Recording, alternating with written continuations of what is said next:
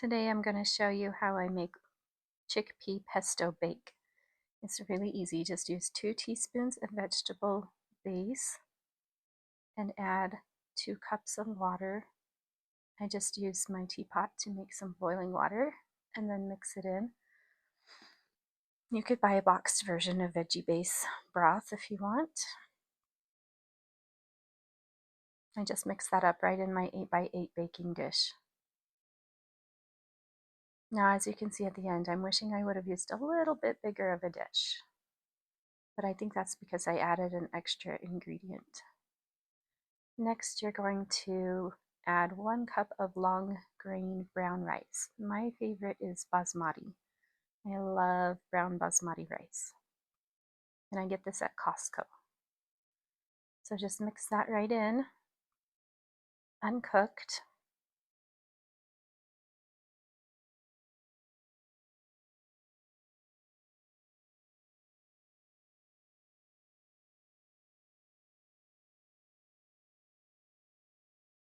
Now, I've already rinsed and drained my garbanzo beans, but you can use any type of white bean. Garbanzo beans, chickpeas, same thing. Just mix those in real quick. And then we're going to add 1/3 cup of prepared pesto. Now you can make your own or you can use store-bought. I did not have the ingredients to make it fresh, but I love fresh pesto. 1/3 cup.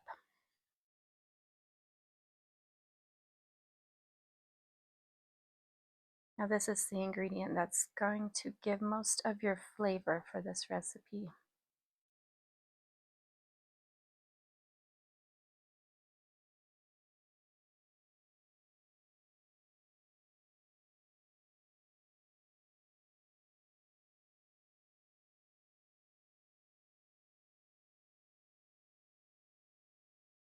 Just to give everything a stir.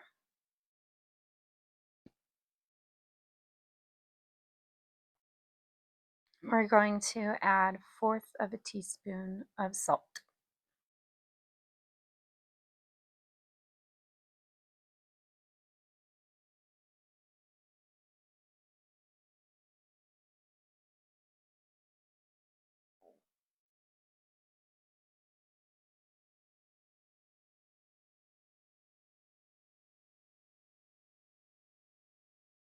We're just going to set that aside for a moment. And I'm going to add 1 small zucchini. You don't want to cut this too small, simply because zucchini gets very soft. And if you cut it really small, it will just disintegrate.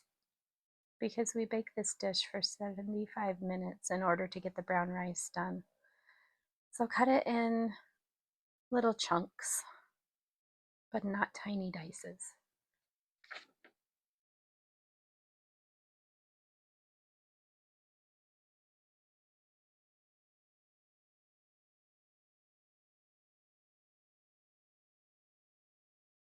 This is the reason why my dish ended up being too small. The zucchini was not called for in the recipe, but I had one in my fridge that I needed to use, and it ended up being really good in it. But it made my dish super full. Next, we're going to add 3 tomatoes. And again, don't dice it small, but do cut it into chunks. If you don't have fresh tomatoes, you can use drained, canned, diced tomatoes. The tomato with the basil is really good. As you can see, my knife was not going to cut this tomato, so I got a serrated knife.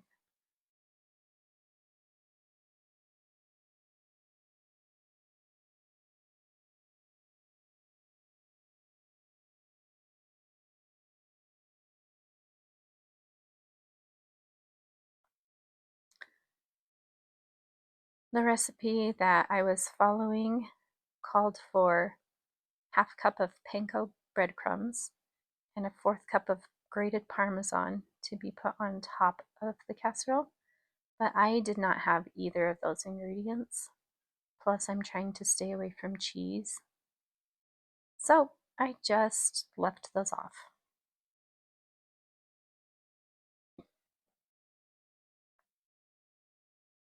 I do love panko breadcrumbs on casseroles though. They're so crispy and crunchy and delicious. So if you can get your hands on those, I would recommend adding that.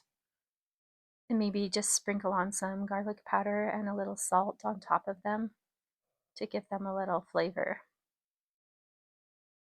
Panko breadcrumbs, if you haven't used them before, they have the best crunch, but they really don't have much flavor to them.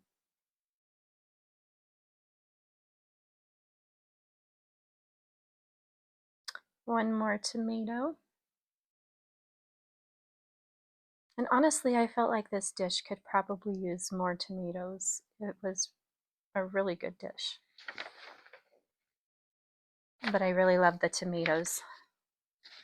So I think next time I would probably use a bigger dish and add another zucchini and another tomato. I definitely felt like it didn't have quite enough zucchini in it. And I am not a zucchini fan, but it was really good in this casserole. And you could also use a yellow squash instead of zucchini. They basically taste the same. So just go ahead and give this a good mix.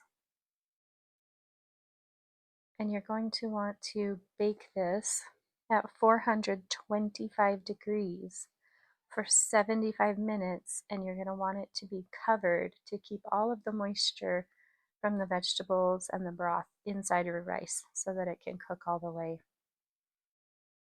So I've preheated my oven and I'm going to set the timer for 75 minutes.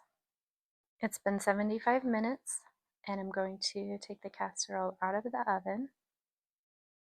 This is where you'll be able to see that it was way full. Everything kind of leaked over the edge, but the bottom of my oven looked just fine. So I was cutting it really close. This lid just cooked on and I had such a hard time getting it off. Ta-da!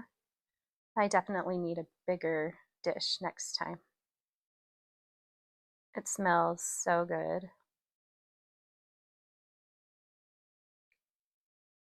I'm going to go ahead and stir this up and get it dished up. I just decided to add a salad on the side, which was perfect with this. I think I'm going to try it next in a pita bread, kind of like falafel. It actually tasted a lot like falafel with the vegetables and the rice and the chickpeas in it. It was really good. I think it would be really good in a sandwich, like a pita bread sandwich with cucumbers, lettuce, maybe some fresh tomatoes, maybe a little bit of tzatziki sauce or some vegan yogurt with it. I think that would be really good. So since only my husband and I are going to be eating this dish, my kids are a bit picky with healthy food, I'm going to divide it up into containers and freeze it for later meals.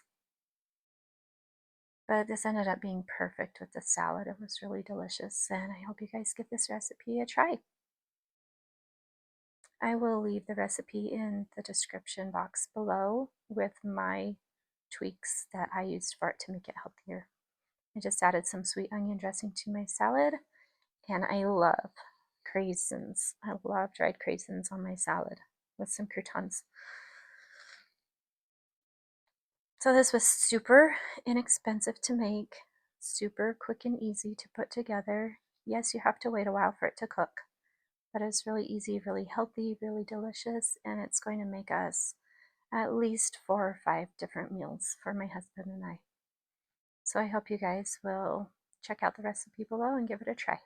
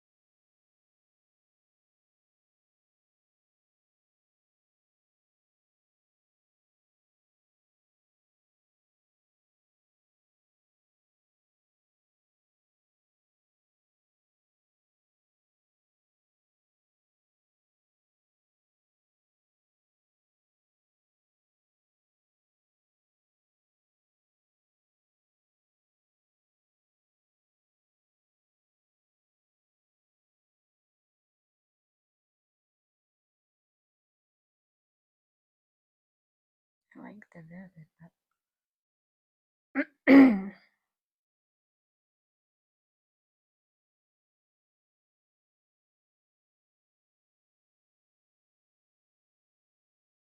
but how come my